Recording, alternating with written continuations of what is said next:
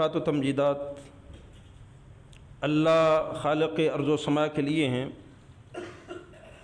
بے شمار لا تعداد درود و سلام امام الرسول ختم الرسول جناب محمد رسول اللہ صلی اللہ علیہ وسلم کی ذات عالی کے لیے۔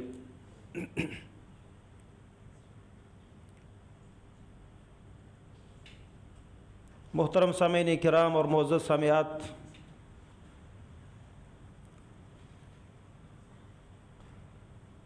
مقدس سرزمین شام اور فلسطین کے حالات آپ حضرات کے سامنے ہیں۔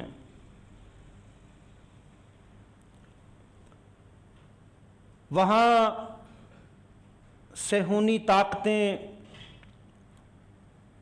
یہودی بمباری کر رہی ہیں،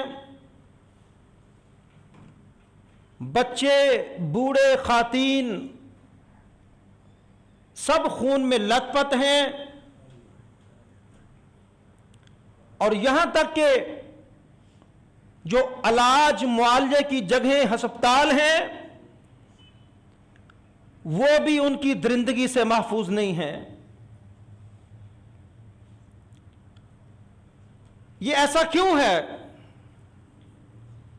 یہ حالات، یہ واقعات، یہ امت مسلمہ پہ یہ پریشان کن حالات کیوں ہیں؟ یہ یہودیوں اور عیسائیوں کی اسلام دشمنی ہے،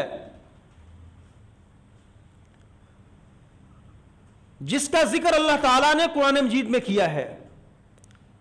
لَتَجِدَنَّ أَشَدَّ النَّاسِ عَدَاوَةً لِلَّذِينَ آمَنُوا الْيَهُودَ وَالَّذِينَ أَشْرَكُوا،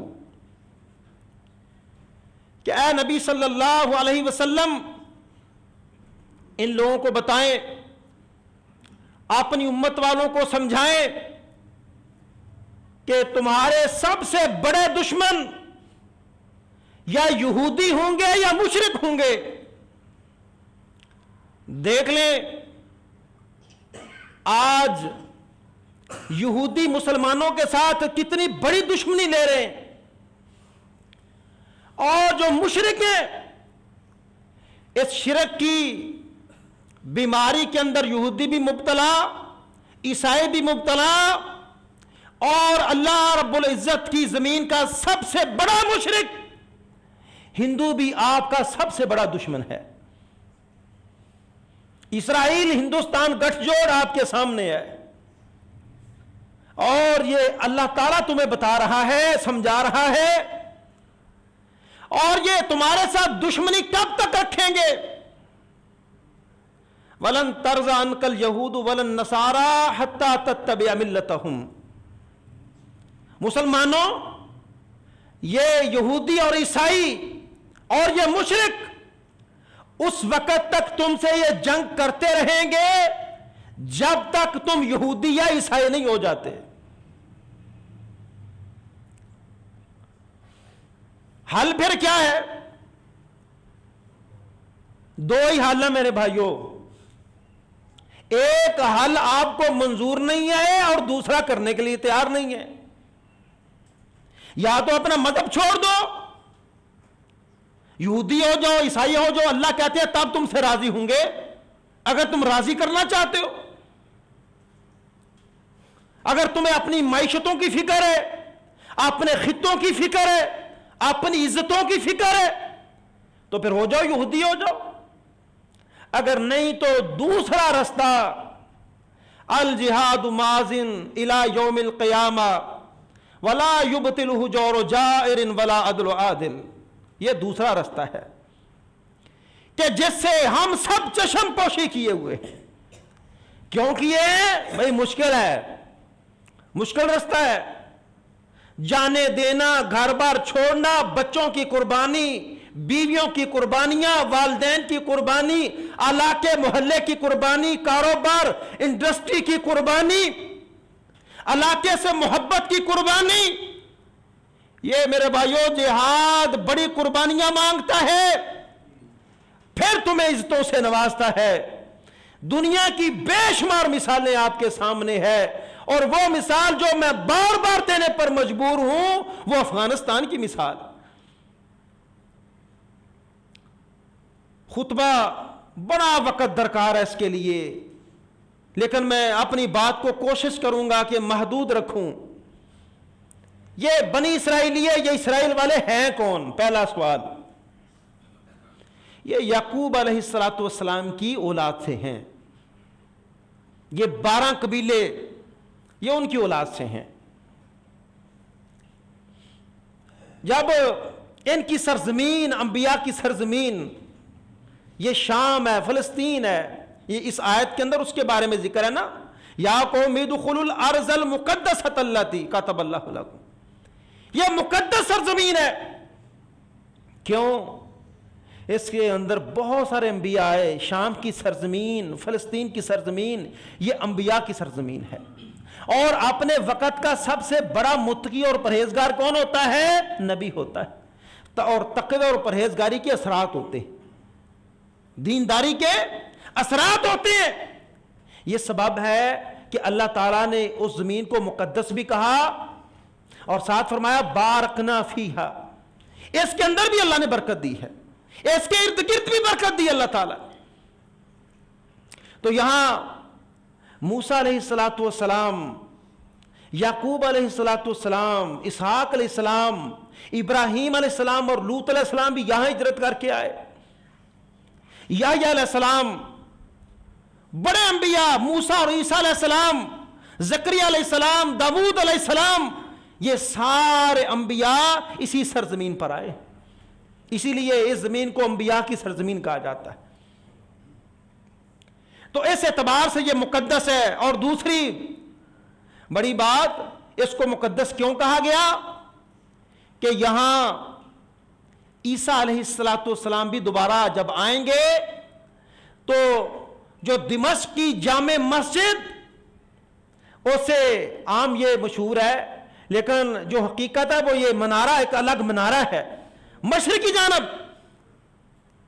شام کے مشرقی جانب دمشق کے اندر، وہاں حضرت عیسیٰ علیہ السلام 2 فرشتوں پر اپنے ہاتھ رکھے ہوئے اس منارے پہ آئیں گے، اتریں گے، اور آپ کے سر سے پانی کے قطرے ٹپک رہے ہوں گے، اور وہ قطرے ایسے ہوں گے جیسے خوبصورت موتی ہوتے۔ عیسیٰ علیہ السلام آج آسمانوں پہ زندہ اللہ کے پاس، جب وہ قرب قیامت آئیں گے تو اسی سرزمین پہ آئیں گے، اس لیے یہ سرزمین بابرکت ہے۔ اور محمد رسول اللہ صلی اللہ علیہ وسلم نے جب معراج کی، سبحان الذی اسری بعبدہ لیلا من المسجد الحرام الی المسجد الاقصی الذی بارکنا حولہ لنریہ من آیاتنا، نبی صلی اللہ علیہ وسلم نے معراج کہاں سے کی؟ اس مسجد اقصی کہاں ہے؟ اسی فلسطین میں۔ وہاں انبیاء کی امامت کروائی، سب انبیاء کی، جو ختم نبوت پر دلیل ہے، سب انبیاء کی امامت کروائی، اور وہیں سے یہاں کا وہاں تک سفر، حرم سے مسجد اقصی تک سفر، بیت المقدس تک، یہ اسراء ہے، معراج وہاں سے شروع ہوتی ہے۔ تو اس اعتبار سے بھی یہ سرزمین مقدس ہے۔ اور ایک اور بات یاد رکھیں، میدان محشر بھی اسی سرزمین پہ ہوگا۔ عام مشہور ہے کہ میدان عرفات نہیں بھائی، صحیح احادیث کی روشنی میں یہی وہ جگہ ہے، شام کا علاقہ، جہاں میدان محشر بپا ہوگا، جہاں سب انسانیت کٹھی ہوگی، اور فرشتے اللہ کا عرش تھامے ہوئے آئیں گے۔ یہاں وہ میدان محشر، وہ حساب کتاب، اور پھر یہی وہ جگہ ہے کہ جہاں وہ مسجد ہے کہ جس کی طرف ثواب کی نیت سے جانا بھی ثواب ہے۔ اللہ کے نبی صلی اللہ علیہ وسلم کی حدیث ہے، لا تشد الرحال الا علی ثلاثہ، 3 جگہوں کی طرف تم کجاوے کر سکتے ہو، ثواب کی نیت سے سفر کر سکتے ہو، ایک مسجد حرام، مسجد نبوی اور مسجد اقصی۔ اس کے علاوہ تم کہو کہ ثواب کی نیت سے فلان جگہ دربار پہ چلے جائیں، فلان جگہ جانے سے زیادہ ثواب ہے، زیادہ وہ سفر، یہ کوئی بات نہیں ہے۔ ہاں آپ جمعے کے لیے آتے جاتے ہیں، جہاں آپ سمجھتے ہیں علمی بات ہے، علم کی قصے کہانیاں نہیں ہیں، زیادہ سفر کر کے جانا پڑے جائیں، لیکن اس کے لیے کوئی الگ سے خصوصی ثواب نہیں ہے جو ان 3 جگہوں کا اجر اور ثواب. اور پھر بڑی زبردست حدیث، میں آگے چل کے اس کا ذکر بعد میں کر لیتا ہوں، ہے اس کے ساتھ ہی، لیکن ذکر ہم انشاءاللہ اس کے بعد کریں گے. یہ اسرائیل والے، بنی اسرائیل، یعقوب علیہ السلام کی اولاد. تو جب یوسف علیہ السلام مصر گئے، والدین کے علاوہ ساری اولاد وہیں منتقل ہو گئی، ساری اولاد وہاں چلی گئی. اب وہاں وقت کا حاکم کیا کہلاتا تھا؟ فرعون. اب اس کو یہ بڑی تکلیف تھی، وہاں کی عوام کو بھی اور حاکم کو، یہ فلسطینی ادھر کدھر یہاں آ کے آباد ہو گئے، یہاں اپنا مسکن بنا لیا. اور پھر ایک شخص نے وہ خواب کی تعبیر بھی بتا دی. اس نے کہا کہ بھائی بات یہ ہے کہ انہی لوگوں میں سے ایک بندہ ہوگا اور تیری حکومت کو ختم کر دے گا. اس نے کیا کیا کہ بیٹوں کو قتل کرنا شروع کر دیا اور بیٹیوں کو وہ چھوڑ دیتا تھا کہ ایسا کریں گے. لیکن پھر وہ سارا واقعہ جو اللہ کو منظور تھا، یفعل اللہ ما یشاء، اللہ جو کرتا ہے وہ کر کے رہتا ہے، کوئی طاقت اللہ کے فیصلوں کو روکنے والی. موسیٰ ہوگا تیرے گھر پرورش پائے گا، بڑا ہوگا نبوت ملے گی، تیرے ساتھ ٹکر ہوگی، تجھے تہس نہس کیا جائے گا، یہ اللہ کا فیصلہ ہے. اب وہ ظلم کرتا ہے. اللہ نے کہا چلو موسیٰ، قوم کو رہنمائی دی، اللہ کے قریب کیا، دعائیں التجائیں کہ فرعون سے نجات مل جائے. اللہ نے فرعون سے نجات دی، اور وہ فرعون غرق ہوا بحیرہ قلزم کے اندر. اور آپ جب نکل گئے تو یہ پھر لمبا سفر ہے. کس طرف جا رہے تھے؟ یہ تھا وہ یا قوم ادخلوا الارض المقدسۃ التی کتب اللہ لکم، یہ سرزمین شام فلسطین میں داخل ہو جاؤ، یہ تمہارے آباء و اجداد کی سرزمین ہے، یہاں داخل ہونا ہے. اب رستے کے اندر وہ بڑا لمبا واقعہ ہے کہ موسیٰ علیہ السلام کو اللہ تعالیٰ نے کوہ طور پہ بلایا، تورات دی، لیکن ان ظالموں نے کیا کیا؟ پیچھے سے شرک کا آغاز کر دیا، گوشالہ پرستی، بچھڑے کی پوجا. جب وہ تختیاں لے کے آئے، ادھر ایک جرم کیا کیا ہے کہ اللہ کو چھوڑ کے بچھڑے کی پوجا کر رہی ہے قوم، مشرک. دوسرا جرم کیا کیا ہے؟ تورات کا انکار کر دیا کہ نہیں بھائی، جب تک ہمارے سامنے نہیں نا یہ آتا ہے احکامات، ہم اللہ کو دیکھ نہیں لیتے، ہم یقین نہیں کرنے والے کہ جو واقعی اللہ نے تمہیں دی. اللہ بادلوں کا سایہ کیا، اللہ نے من و سلوہ دیا، لیکن ان کا کھانے کا پروگرام نہیں. نافرمانیاں پہ نافرمانیاں. اور کیا کرتے تھے؟ گوشالہ پرستی، تورات کا انکار ہے. اور یہ اتنی ظالم قوم، قرآن نے کہا ہے کہ وَيَقْتُلُونَ النَّبِيِّينَ بِغَيْرِ الْحَقِّ، انبیاء کا ناحق قتل کرتے تھے. جب یہ فلسطین میں داخل ہوئے نا، یحییٰ علیہ السلام، زکریا علیہ السلام، یہ بعد میں آئے ہیں، آرا رکھ کے چیر دیا ان ظالموں نے. جنہوں نے انبیاء کو معاف نہیں کیا وہ مجھے تجھے معاف کریں گے؟ کرو مذاکرہ، ٹیبل ٹاکس، سب ناکام ہے. اللہ نے قرآن میں ایجنڈا دیا ہے یہودیوں کو ڈیل کرنے کے لیے، قرآن میں. اور وہ ایجنڈا کیا ہے؟ جہاد کا ایجنڈا. ٹیبل ٹاکس تمہاری کامیاب نہیں ہوں گی، اللہ کہتا ہے، نہ مشرکوں کے ساتھ نہ یہودیوں کے ساتھ. اب یہاں موجود ہیں، چلو بھئی سرزمین میں داخل ہو جاؤ، یہ مقدس سرزمین ہے. اب باقی جرائم کے ساتھ ساتھ جہاد کا بھی انکار. جب وہ قریب پہنچے نا فلسطین کے، اندر تے بڑے بڑے لمحے بندے، ہم مارے گیا ہے، ادھر بندہ چپیڑ مارے ہم مر جانا ہے. یہ جو قوم عمالقہ تھی نا فلسطین میں، یہ وہ عاد کی نسل سے تھے. اور کائنات کے اندر سب سے دراز قد قرآن نے جن کا ذکر کیا ہے وہ قوم عاد ہے. یہ انہوں میں سے تھے قوم عمالقہ. یہ نہ ویکھے نا بڑے بڑے بندے، انہیں کو نہیں جانا، ہم نے نہیں داخل ہونا. الٹا کیا کہتے تھے موسیٰ علیہ السلام سے؟ فَاذْهَبْ أَنْتَ وَرَبُّكَ فَقَاتِلَا إِنَّا هَاهُنَا قَاعِدُونَ. اے بڑا اوکھا کام ہے جہاد، اے نہیں ساڑے کونا، تم جاؤ تمہارا رب لڑے. اتنے دراز کر لو، دیکھ کے ڈر لگتا ہے. اور قرآن کے اندر اللہ نے انہی کے الفاظ کیا نقل کیے ہیں، کہتے ہیں کہ فِيهَا قَوْمًا جَبَّارِينَ، بڑے جابر ظالم. ہم نہیں جائیں گے. اللہ نے کہا چلو پھر. 40 سال تک صحرائے سینا میں سرگرداں پھرتے رہے. یتیہون فی الارض 40 سنہ، 40 سال تک. اب بتائیں، جس نبی کا صبر بھی بڑا ہو، قناعت پسندی بھی ہو، سب کچھ ہو، یہ 40 سال کا بھٹکنا انبیاء کے لیے دشواری نہیں ہے. یہ من و سلوہ کھانے والی قوم کے لیے دشواری ضرور ہے. ذلیل و خوار ہوتے رہے. اسی دوران موسیٰ علیہ السلام کی بھی وفات ہوئی ہے اور ہارون علیہ السلام کی بھی وفات ہوئی. بعد میں آپ کی فوج کے کمانڈر یوشع بن نون، ان کی کمانڈرشپ کے اندر انہوں نے پھر جہاد کی. یہ مر گئے نا، مٹ گئے بزدل.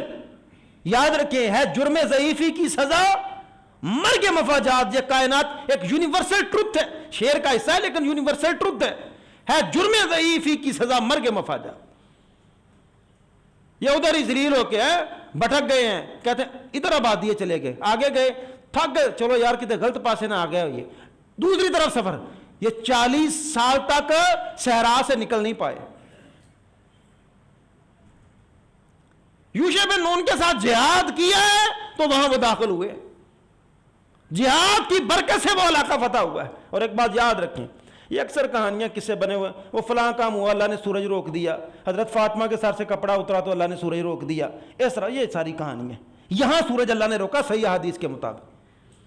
جب فتح کر رہے تھے نا یوشع بن نون، تو فتح کے دوران کہنے لگے کہ کل اس بستی کو فلاں علاقے کو ہم ضرور فتح کر لیں گے، شام ہونے سے پہلے فتح کر لیں گے. عصر کے بعد کا وقت ہے، فتح نہیں ہوئی، اللہ نے سورج روک دیے کہ میرے نبی نے بات کہی ہے یہ فتح ہو لے پھر سورج غروب کرے. اب جب یہاں رہنے لگے، ایک قوم نے جہاد کیا، سختی کی، غلبہ ملا. پھر آگے داؤد علیہ السلام کا زمانہ. پھر داؤد علیہ السلام کی جو سلطنت قائم ہوئی ہے، آج وہ یہودی اس گریٹر اسرائیل کے منصوبے کو پورا کرنا چاہتے ہیں کہ داؤد علیہ السلام پھر سلیمان علیہ السلام کے دور میں جو بڑی سلطنت مل گئی سلیمان علیہ السلام کو، وہ کہتے ہیں کہ وہ دوبارہ ہم نے حاصل کرنی ہے، اور جتنی دنیا کے علاقوں میں ان کی حکومت تھی اتنے علاقوں میں پھر ہم نے حکومت قائم کرنی. لیکن بگاڑ آتا رہا، نافرمانی. یاد رکھیں، قوموں کی ذلت کا سب سے بڑی وجہ اللہ تعالیٰ کی نافرمانی ہوتی. سب سے بڑی وجہ نافرمانی کی. ذلیل و خوار ہوئے. بخت نصر نے حملہ کیا بابل سے. یہ اللہ نے بنی اسرائیل، سورہ بنی اسرائیل کے اندر ذکر کیا ہے، ٹھیک ہے نا، کہ ان پر پھر حملہ ہوا. اس نے اینٹ سے اینٹ بجا دی ان کی. وہ تورات کو بھی برباد کر گیا، الواح توڑ گیا ساری. 4 لاکھ کے قریب وہ قیدی بنا کے لے گیا، باقیوں کو توہے تیگ کر دی. پھر سارے سے ایرانی بادشاہ، اس نے اس پہ حملہ کیا بخت نصر پہ، پھر ان کو چھڑایا، پھر آباد ہوئے. پھر اللہ تعالیٰ کی نافرمانیاں، پھر نافرمانیاں. آسانی ملی، جہاد کی طرف نہیں آئے، کہ وہ طاقت نہیں بنائی، عیاشیوں کے چکر میں. پھر ٹائٹس نے، جو رومن تھا، ٹائٹس نے پھر حملہ کیا ان پر، پھر ان کو طے کیا گیا. پھر وہ لمبا واقعہ ہے کہ پھر یہ تتر بھتر ہوئے، وہاں سے نکلے. میں آپ کو بتانا چاہتا ہوں کہ پھر ایک وقت ایسا آیا کہ جب پھر عیسیٰ علیہ السلام کا دور بھی گزرا. بعض مفسرین کہتے ہیں کہ پہلا عذاب ان پہ آیا تھا تورات کو جھٹلانے کا، اور دوسرا عذاب آیا تھا انجیل کو جھٹلانے کا. یہ جو الگ الگ لوگوں نے حملہ کیا نا ان کے اوپر، یہ اسی سبب تھا کہ جب آپ عیاش ہو جاتے ہیں، جہاد والی زندگی اچھی نہیں لگتی، پھر ذلت ان کا مقدر ہوتی. ایک وقت وہ پھر آیا، انہوں نے پایا جی تورات کے اندر تو لکھا ہوا ہے آخری نبی آنا ہے، اب کوئی اور نبی نہیں آنا. اور تورات کے اندر یہ لکھا ہوا ہے کہ وہ کھجوروں کے علاقے میں آئے گا. یہ وہاں سے آئے اور خیبر کے اندر آ کے پڑاؤ ڈال لیا. کہا چلو آگے بڑھ کے دیکھتے ہیں, یہاں کھجوریں کافی ہیں, اس سے آگے اور زیادہ کھجوریں ہوں گی. آگے بڑھے تو یثرب کی بستی ہے, بہت زیادہ کھجوریں, کچھ وہاں رہ گئے کچھ یہاں آ گئے, اور 3 بڑے قبیلے یہاں تھے, بنو قینقاع, بنو نذیر اور بنو قریظہ. یہ 3 قبیلے آباد ہوئے. نبی صلی اللہ علیہ وسلم نے معاہدہ کیا. آئے کیوں تھے یہاں, کیا لینے آئے تھے؟ وہ آخری نبی آنے والا ہے, ہم نے تورات میں پڑھا ہے. اور یہ جو رومن امپائر ہیں اور یہ جو عیسائی ہے نا, یہ بار بار ہمیں للکارتے ہیں, ہمارے ساتھ لڑائیاں لڑتے ہیں, آخری نبی کے ساتھ مل کے ہم ان کی خبر لیں گے. یہ نبی کی تلاش میں آئے ہوئے ہیں کہ آخری نبی آنا ہے. نبی آ گئے. اللہ کہتے ہیں قرآن میں کہ ان ظالموں نے تورات و انجیل کی روشنی میں ایسے پہچان لیا ہے, یعرفونہ کما یعرفون ابناہم. لاکھوں کی تعداد میں آپ کا بیٹا کھڑا ہو تو آپ کیا پہچاننے سے انکار کر سکتے ہیں کہ یہ میرا بیٹا ہے, کون ہے؟ ایسے پہچانا اس نبی کو جیسے اپنی اولاد کو پہچانتے ہیں.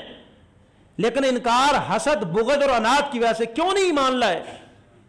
اور تمہیں تو انتظار تھا کہ آخری نبی آنا ہے, اس کے ساتھ مل کے ہم عیسائیوں سے لڑیں گے, پھر ایمان کیوں نہیں لائے؟ بنو اسرائیل سے آنا چاہیے تھا, یہ بنو اسماعیل سے آ گیا, لہذا ہم نہیں ایمان لائیں گے. تعصب, حسد, بغض ہماری قوم کے اندر آئے گا نہیں. ناراض تو نہ ہونا, میرا لیڈر ہوگا تو دیانتداری آئے گا, ورنہ ملک تو کنگال ہے. دوسرا کہتا نہیں میرا لیڈر ہوگا تو تب ٹھیک ہے, تیرے لیڈر کو میں ماننے کے لیے تیار نہیں. ہم میں سے ہوگا تو ٹھیک ہے, یہ بنو اسماعیل میں سے ہے, لہذا ہم اس کے ساتھ ملنے کو تیار نہیں. اب ان کی قسمت میں پتہ کیا ہے؟ اس وقت جو ان کی درگت بنی, غزوہ بدر ہوا. غزوہ بدر ہوا. غزوہ بدر کے بعد جب مسلمانوں کی پورے عربوں میں داغ بیٹھ گئی نا, تو بنو قینقاع سب سے طاقتور اور شرارتی قبیلہ, بے ایمان, سونے کا کام کرنے والے ہیں, جنگی ہتھیار بھی زیادہ ہیں. انہوں نے کہا یہ مسلمان تو لے کے بہ گئے نہیں. حالانکہ نبی صلی اللہ علیہ وسلم سے معاہدہ کیا ہے. اللہ قرآن میں کہتا ہے یہ معاہدہ شکن قوم ہے. نبی سے وعدہ کیا ہے کہ مل کے مدینے کا دفاع کریں گے. اب مسلمانوں کی فتح ان کو عزم, چھیڑا چھڑی شروع. پھر وہ لمبا واقعہ کہ عورت بازار کے اندر گئی, ہاں جی, تو بنو قینقاع کے ایک سنار نے, یہودی نے کیا کیا, کہا تیرا چہرہ دیکھنا ہے, اپنا چہرہ تو دکھا. وہ باغیرت عورت تھی, غیرت مند تھی. ہاں ہمیں تو کوئی مجبور بھی نہیں نہ کرتا, ہم بازار میں جا کے ویسے ہی موجیں کرا رہی ہیں لوگوں کو. خود بخود کپڑے اتارے ہوئے اس مسلمان عورت سے کہا, یہودی نے تیرا چہرہ دیکھنا, پتہ نہیں دکھاتی. بہانے سے کیل کے ساتھ اس کا جو چادر اٹکا دی, وہ اٹھی اور چہرہ ننگا ہو گیا. اور بے ایمان یہودیوں نے تالیاں بجا دی, اور مسلمان بھی غیرت مند تھے. ایک مسلمان اٹھا, جیسے یہودی نے یہ کپڑا اٹکایا تھا نا کیل میں, اسی وقت جا کے اس کا قتل کر ڈالا. مسلمانوں کی عزتوں کے ساتھ مذاق, اگرچہ وہ بھی بدلے میں شہید کر دیے گئے. پھر اس کے بعد خیر نہیں ہے بھائی, بنو قینقاع والوں دفاع ہو جاؤ یا لڑنے کے لیے تیار ہو جاؤ. ایک عورت کی عزت کا مسئلہ, ایک عورت کا, ان کو نکال دیا گیا. غزوہ احد ہوا, مسلمانوں کو تھوڑی ظاہری طور پہ شکست نظر آئی. اب جو دوسرا قبیلہ بنو نذیر, انہوں نے کہا لے بھی ہوں موقع بنیا جے, پہلے تو ان کی فتح تھی تو انہوں نے بنو قینقاع کے ساتھ اس طرح کیا, اب یہ کمزور ہے, اب ہم ان کا علاج کرتے. مسلمانوں نے محاصرہ کر لیا بنو نذیر کا. وہ پہلے شام کی طرف چلے گئے, دوبارہ شام کی طرف چلے گئے بنو قینقاع. ان کی باری آئی تو ان میں سے کچھ شام کی طرف بنو نذیر والے چلے گئے اور کچھ خیبر کی طرف چلے گئے, جہاں ان کے کچھ باقی ساتھی موجود تھے. غزوہ خندق کے بعد اب تیسرا جو گروہ تھا نا یہودیوں کا, اس کی باری آ گئی. وہ کیا تھا, بنو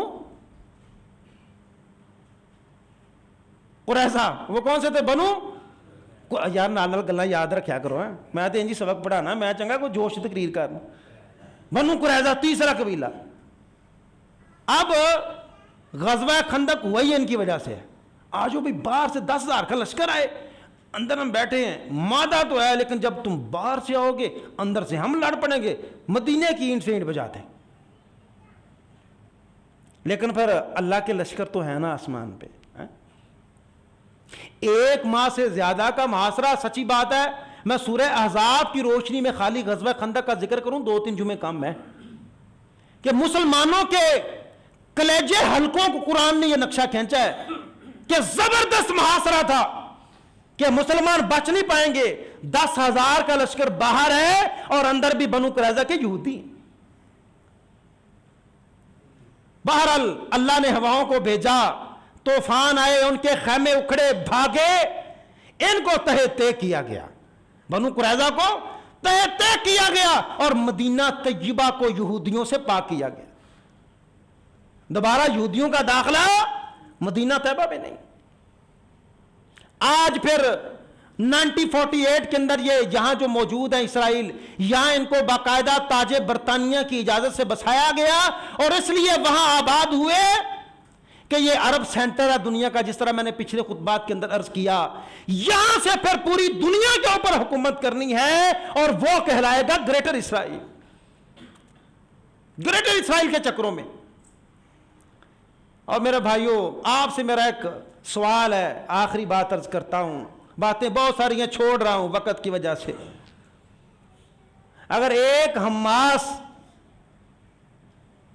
دنیا کی طاقتور قوم کو حواس باختہ کر سکتی ہے, اور اگر امت کھڑی ہو جائے تو ان یہودیوں اور مشرکوں کا انجام کیا ہوگا؟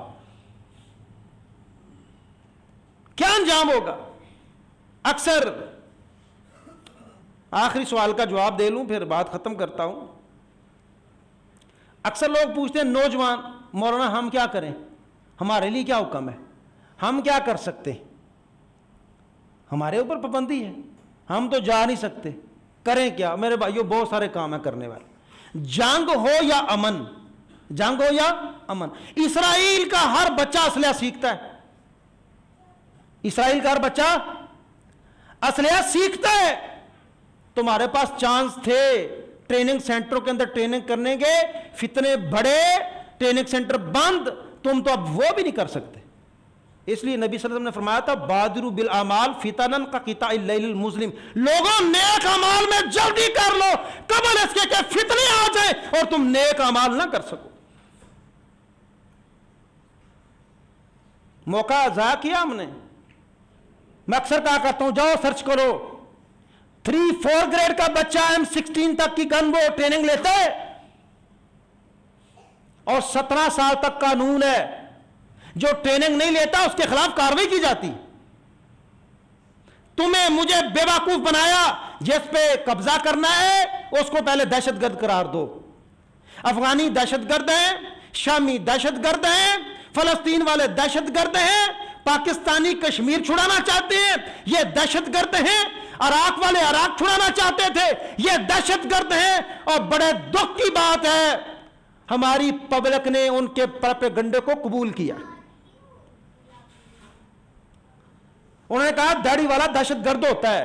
یہاں بہت سارے والدین نے اپنے بچوں کی داڑیاں مڑوا دی. کیوں؟ داڑھی والا دہشت گرد ہے. کیوں؟ ابا امریکہ کہتا ہے کہ وہ دہشت گرد. حل کیا ہے میرے بھائیوں؟ حل جہاد ہے. یاد رکھنا, آج نہیں تو کل, کل نہیں تو پرسوں. یہ میرے بچے چھوٹے چھوٹے سن رہے ہیں, ایک دن جتنے مرضی پینترے فوجیں بدلے, حکمران بدلے, تم بدلو, اللہ کی قسم ہے حل جہاد ہے, قتال ہے, لڑائی ہے. جو طاقت تیری جہاد کے میدان میں ہے وہ معیشت میں نہیں, وہ سیاست میں نہیں, تیرے آبا نے جہاد سے منوایا تھا. نوجوانوں یاد رکھنا, آج کی میری کہی بات, اللہ کرے مجھے بھی میدان مقتل میں شہادت ملے, میں مر بھی گیا, یاد رکھنا میرا جملہ کہ انہوں نے کہا تھا کہ ایک بڑی جنگ لڑنا پڑے گی, قربانیاں دینا پڑے گی. آج میں فلسطین نہیں جا سکتا. سنو سب کے لیے تیاری کیا ہے. پہلی بات, آپ میں سب مل کے گناہوں کا استغفار کریں, اللہ سے معافی مانگیں. اللہ کی قسم ہے, اللہ کہتا ہے ظہر الفساد فی البر والبحر بما کسبت ایدی الناس. اللہ کسی ظالم کو مظلوم پہ مسلط نہیں کرتا, مظلوم کی حرکتیں اس طرح کی ہوتی.